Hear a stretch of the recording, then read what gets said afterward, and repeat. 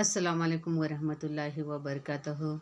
नुहम्दी नुसल्ली नुसल्लिमा अला रसूलुल करीम अम्मा बाद फ़अऊज़ु बिल्लाहि मिनश्शैतानिर रजीम बिस्मिल्लाहिर रहमानिर रहीम।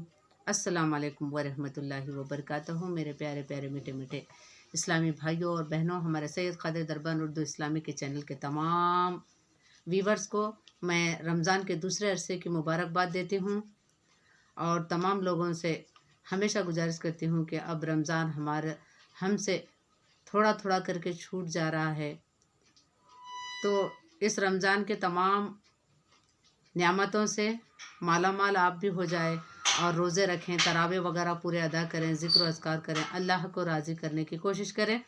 आइए मैं जो आज का मौजू लेकर आई हूँ फ़ज़ाइल रमज़ान से बिला खुसूस यानी क्या बोलते हैं रमज़ान की फ़ज़लियत के बारे में, आपके रमज़ान के फ़ज़लियत और जो वाक़ा था वो वाक़ा यानी क्या बोलते हैं रमज़ान के रोज़े से क्या फ़ायदे हैं और भूख से क्या फ़ायदे हैं, इसके बारे में आपको एक 7वां हिस्सा बयान कर चुकी है। 8वां हिस्सा लेकर आपके सामने हाजिर हुई हूँ, तो गौर से समाअत फरमाइए।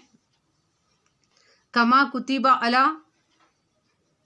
अला दीनी मिन क़ब्लिकुम, मैं लफ्ज़ क़ब्ल से मुराद रूह और जिस्म वगैरह में फिर ज़रूरी हुआ कि क़ल्ब के हुब दुनिया से और रूह को रूहानी कैफियत के देखने से रोज़ा रखे। लालकुम तत्तक़ून से मुराद रोज़ादार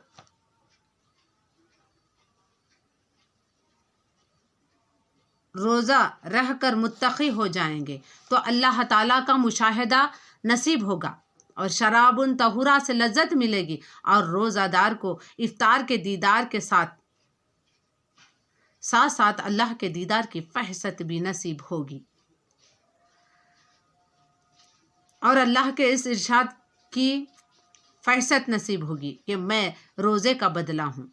ए ईमान वालो, नमाज तरावे में एक कुरान ख़त्म करना जबकि कोई अज़र ना हो हस्ब क़ौल मशहूर सुन्नत मौक़िदा है, इसलिए अब आपको कुरान पर अमल करने की तरगीब एक नए अंदाज से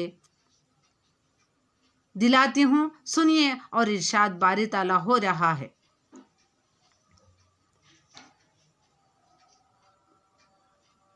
इत्तबिउ मा उन्ज़िला इलैकुम मिर रब्बिकुम वला तत्तबिउ मिनद दूनिही औलिया अल्लाह क़लीलन मा तज़्करून।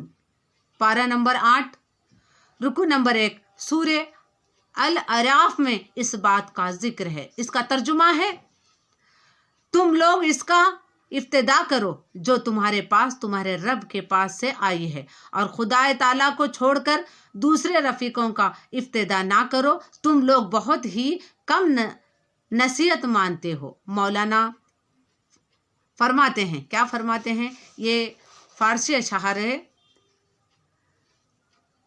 अया अल आशिक अक़बाल जदीद अज जहाँ ने कहना नूए दारे रसीद। ए आशिको, पुरानी और नई दुनिया से नया अक़बाल पहुँचा। ए आशिक़ान इलाही, खुश हो जाओ। ए हक़ ताला के तालिबो, ए हक़ के शहदाओ, ए मुद्दतों से गुमराही के जंगल में भटकने वालों, ए खुदा के मुक़र्रर बनने का शौक़ रखने वालों, खुश हो जाओ। तुम्हारे अक़बाल का सितारा चमका और तुम्हारा नसीब जागा। वो नया अक़बाल पर पुराने और नए जहाँ से पहुँचा है। पुराने और नए जहाँ से मुराद आलम गैब, आलम बाला है। पुराना इसलिए कि इसमें कुछ तगीर नहीं। आसमान जो आलम शहादत से है मगर आलम गैब से करीब है, इसलिए इसकी भी यही शान है कि बहुत पुराना है मगर इसमें बहुत तगीर नहीं। यह अशार जहाँ के चार बे चार जो सत। तर्जुमा, तदबीर ढूंढने वालों के वास्ते इस जहाँ में बहुत सी तदबीरें हैं। सदाए हज़ार नादर आलम दरे दस्त, इस आलम में हज़ारों नादार चीज़ें हैं। वो जहाँ ऐसा है जो शख्स कुफ़ार और शिर्क और गुनाहों की बीमारी में मुब्तला होकर ला इलाज हो गया और इस जहाँ के طبیبوں نے اس کو جواب دے دیا تو اس کا علاج اس جہاں سے ہوتا ہے۔ چنانچہ رسول کریم صلی اللہ علیہ وسلم تشریف لانے سے پہلے ساری دنیا ایسے دل کی بیماریوں میں مبتلا تھی جو لا علاج ہو چکے تھے، دل مسقہ ہو گئے تھے اور شیر کو خیر اور خیر کا شیر جانے تھے۔ ہزاروں جہالت کی باتیں وہاں عالم کی طرح پھیلی ہوئی تھی، یعنی وقتاً اقبال کا ستارہ چمکا اور اسے ایسا نور ڈالا، سب کا اعلان ہو گیا، اور وہ جہاں ایسا ہے کہ لاکھوں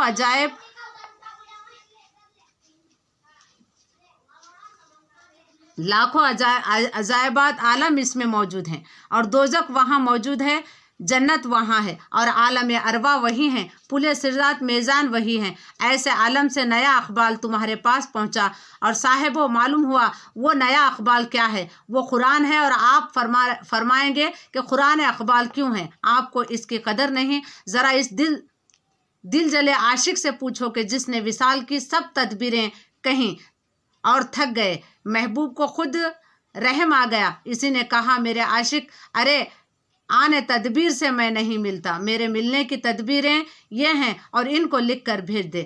سچ بتائیں وہ عاشق کیا ہوگا؟ یہی کہے گا کہ میرے اقبال کا ستارہ چمکا۔ ایسا ہی خدا کے عاشق ہو، تم نے بہت سر ٹھکرایا، تم کو وصال خداوندی نہ ہوا، تمہاری نصیب جاگا، اور قرآن تم کو خدا کے وصال کے مؤثر تدبیر سکھانے آیا۔ یا یوں سمجھو کہ ایک شخص بادشاہ کا مصائب بن جاتا ہے، مگر جو تدبیر کہتا ہے الٹی، اگر کوئی وہ تدبیر بتلائے گا تو جن پر عمل کرے وہ مصائب بن چکا ہوتا ہے۔ اس وقت وہ شخص کیا کہے گا؟ یہی کہے گا کہ میرے اقبال کا ستارہ چمکا۔ اسی طرح بیماری کو نسخے ملے کہ جس سے اس جیسے سینکڑوں شفا چکے ہوں اور ان کی شفاعت پاتے ہوں، یہ اپنی آنکھوں سے دیکھ چکا ہو، تو اس وقت وہ یہی کہے گا کہ میرے اقبال کا ستارہ چمکا۔ افسوس وہ بدنصیب اپنے محبوب کی بات نہ سن کر تدبیر پر عمل نہ کرا، تو اس کے متعلق آپ کو کیا فرمائیں گے؟ اسی سے ہزار حصے بڑھ کر ہم خود کو دیکھیں تو معلوم ہوتا ہے کہ ہم نے تدبیر کو قصداً چھوڑ دیا ہے اور چھوڑتے جا رہے ہیں، جن میں خدا تعالیٰ نے اپنے وصال قرب کی تدبیریں بتلائی ہیں۔ اے ایمان والو، قرآن نے یہ سکھایا ہے کہ صرف دو چیزیں، ایک تو دنیا میں امن کی زندگی بسر کریں، دوسری خدا تعالیٰ کے مقرب بنیں اور اس کو راضی کریں۔ اب آپ کون سے طریقے پر عمل کر رہے ہیں؟ قرآن نے خدا کے قریب کے طریقے بتلائے ہیں۔ عقائد میں تو حیدر و رسالت کے متعلق جو گڑبڑ کر رہے ہیں سب ہی جانتے ہیں۔ دوسری جز دیانت اور ان کے متعلق معلوم ہے، اور روزہ کتنے ادا کرتے ہیں، نماز کتنے پڑھتے ہیں، حج کن نے ادا کیا۔ تیسرا جز معاملات کا ہے، ان کو لوگوں نے بالکل خارج ہی سمجھ رکھا ہے۔ ان کے یہاں نہ بیع یا مدوم حرام ہے، نہ معاملات میں سود حرام، جس طرح ہو سکے بہت سارا روپیہ سمیٹ لیا جائے، کھانے میں بھی خوب ہو، کسی کی زمین غصب کر لی گئی تو پرواہ نہیں، ڈگریاں معسود کرائی جاتی ہیں اور اس پر بھی کچھ غم نہیں، رہن کی آمدنی چک رہے ہیں، کچھ فکر نہیں۔ چوتھا جز معاشرہ ہے، جو ہر زندگی کی جو درگت ہو رہی ہے اس سے سب ہی واقف ہیں، شادی میں غم میں جو جی چاہے کرتے ہیں، کسی سے پوچھنے کی ضرورت نہ، فتویٰ لینے کی حاجت، جو کچھ عورتوں نے کہا وہ کر لیا، گویا عورت ہی شریعت کی مفتی ہے۔ حدیث شریف میں وہ قوم ہرگز فلاح نہیں پائے گی جن کی سردار عورت ہو، یعنی وضع دیکھو تو یہ تمیز نہیں ہوتی کہ مسلمان ہو یا کوئی اور قوم ہو، فرد۔ پانچوں جز اخلاق ہے، عوام تو عوام، مولوی کے مشائخ کے اس قدر اخلاق حرب ہیں کہ گویا شریعت کے ہو یا الگ ہو نہیں سکے۔ فرمائیں کس بات پر روئیں؟ کس نے عقائد درست کری بھی لی تو اعمال خراب، عقائد اور اعمال دونوں میں تو معاملات کا احتمال نہیں، تینوں ہی تم اخلاق ندار معاشرات بری اور ادب معاشرے میں اس کا خیال رکھیں۔ اگر ویسا ہی برتاوا خود کے ساتھ کیا جائے تو دیکھو کہ اس سے ہم کو تکلیف ہوتی ہے کیا نہیں۔ مثلاً رات کو اٹھے تو ایسا آہستہ اٹھے کہ کسی کو تکلیف نہ ہو۔ اگر سفر میں جانے والے سے فرمائش کرو تو قیمت دے دو، یعنی فرمائش تو کر دی، قیمت نہیں دے دو تو وہ کیا اپنے گھر سے خزانہ لے کر چلا تھا؟ اس کو کس قدر وقت ہوگی دوستی خط دے، اب وہ بیچارہ اپنے وقت خراب کر کے اس کو ڈھونڈ نکالے تو خط پہنچ جائے، پھر فرمائش کے جواب لیتے ہیں، اے غرض معاشرہ ایسی ہونے چاہیے کہ کسی کو کسی سے تکلیف نہ پہنچے، اور اب بتائیں ان میں کون سی بات مشکل ہے؟ اے بے سرائے پردہ یشرب بخوب خنزئے کے شد مشرق مغرب و خرب۔ ترجمہ، یشرب کے خوابگاہ میں آرام فرمانے والے ہمارے آقا حضرت محمد مصطفیٰ صلی اللہ علیہ وسلم بیدار ہوئے، کیونکہ مشرق مغرب تباہ ہو گیا ہے، مگر عمل کس چیز پر نہیں؟ پھر ہم کس منہ سے کہیں گے کہ قرآن پر عمل کر رہے ہیں؟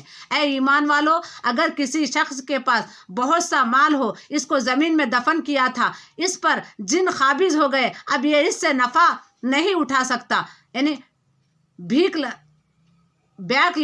گئی ہے، کیا ایسے شخص کو اپنے مالدار کہیں گے جیسے وہ مالدار ہے؟ اسی طرح ہم صاحب قرآن ہیں، اور افسوس ہم نے ایسے عظیم الشان دولت چھوڑ دی اور پھر لطف ہم کو ذرا بھی غم نہیں۔ اس لیے ارشاد ہوتا ہے کہ اتبعوا ما انزل الیکم من ربکم ولا تتبعوا من دونہ اولیاء اللہ قلیلا ما تذکرون، یعنی پارہ نمبر 8 رکوع نمبر 1 اور سورہ الاعراف میں اس بات کا ذکر ہے۔ جو تمہارا پروردگار نے تم پر نازل کیا اس کی اتباع کرو اور اوروں کی بات مت سنو۔ بہت کم سمجھتے ہیں کہ خدا کی مخالفت اور مخلوق کی موافق یہ کسی درجے کی بے تمیزی ہے۔ کیا ہمارے اس آیات پر عمل ہے؟ کیا ہم اس کو الٹا نہیں کر رہے ہیں؟ اور دنیا داروں کی نظر میں بسی ہوئی ہے، کچھ سوچتا ہی نہیں۔ اگر ہم فیصلہ خواہش نفسیات کو ابتدائی کا ہوتا تو بعض کہتے ہیں کہ بھائی ہم گناہگار اور بال بچے والے ہیں، ہم سے قرآن پر کیا عمل ہو سکتا ہے؟ مگر افسوس یہ نہ سمجھ کہ یعنی رزق تو وہی دیتا ہے اور نہ ہی فرمانی میں دیتا ہے۔ تو فرمایا برادری میں کوئی نہیں دیں گے، وہاں تو یہ حال ہے کہ اگر تم رو رو کر دعا کرو گے تو ہم کو رزق مت دو تو تم سے اس قدر محبت ہے کہ تمہاری دعا قبول نہیں کریں گے۔ ہے کتنی الٹی بات ہے کہ مالک کے خزانے کو راضی کرنے سے خزانہ ملے اور ناراض کرنے سے بھی ملے تو یہ بہت بڑی بات ہے۔ اس لیے میں آج کا یہ بیان یہیں پہ فضائل رمضان سے یعنی کیا بولتے ہیں آپ کو سنا رہی تھی، 8واں حصہ یہ موجود تھا۔ میں امید کرتی ہوں کہ تمام ہمارے جتنے بھی ویورز ہیں وہ لوگ یعنی مجھ سے جڑے ہیں، میں ان سب کو رمضان کے دوسرے عشرے کی مبارکباد دیتی ہوں، اور ہمیشہ سے آپ سے خواہش کرتی ہوں کہ آپ لوگ جو یعنی قرآن اور حدیث کی روشنی میں جو بیانات آپ کے سامنے رکھتی جا رہی ہوں اس کو غور کریں، اپنا زکوٰۃ اور ہدیہ ضرورت مندوں کو دے، یعنی اپنے ہاتھوں سے ان کے گھروں تک پہنچائیں اور دکھاوا نہ کریں، اور جہاں تک ہو سکے یعنی کیا بولتے ہیں خاموشی سے لوگوں کو مدد کرنے کی کوشش کریں۔ آج ریاکار لوگ اپنے جاں و جلال دکھانے کے لیے، اپنے گدیوں کو بچانے کے لیے یعنی آپ کا یعنی معصوم لوگوں کا مال ہڑپ رہے ہیں، ویسے یعنی جانشینوں سے گدی نشینوں سے بچنے کی کوشش کریں۔ میں امید کرتی ہوں کہ آپ نے میرے یعنی 265 ایپیسوڈ آپ دیکھ چکے ہیں، اور میں یہ یعنی کیا بولتے 266واں ایپیسوڈ آپ کے سامنے لے کر حاضر ہوئی ہوں۔ میرا مقصد یہی ہے کہ آپ کو قرآن اور حدیث کی باتیں آپ تک پہنچے، یعنی مجھے دنیا کی یعنی شہرت سے کوئی مطلب نہیں ہے، دنیا کے کسی انسانوں سے کوئی مطلب نہیں ہے، آپ تک ہمارے آقا حضرت محمد مصطفیٰ صلی اللہ علیہ وسلم کی باتیں پہنچانا یہ میرا فرض ہے۔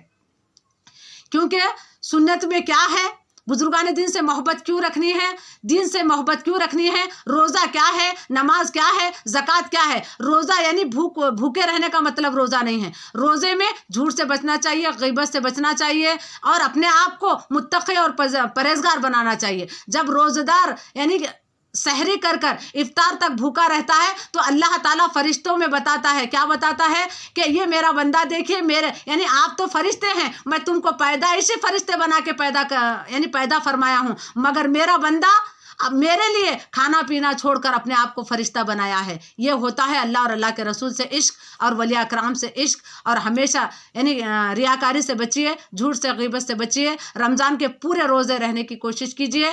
اگر بیان میں وغیرہ کوئی غلطی ہو گئی یا بولنے میں آپ کو یعنی فرق نظر آئے تو دوبارہ ہمارا ویڈیو کو دیکھیے اور ہمارے ہر بیان کو، ہر ایپیسوڈ کو دیکھنے کی کوشش کیجیے. تمام عالم اسلام کے تمام امت مسلمانہ کو رمضان کے دوسرے عشرے کی بہت بہت مبارکباد دیتی ہوں. السلام علیکم ورحمۃ اللہ وبرکاتہ.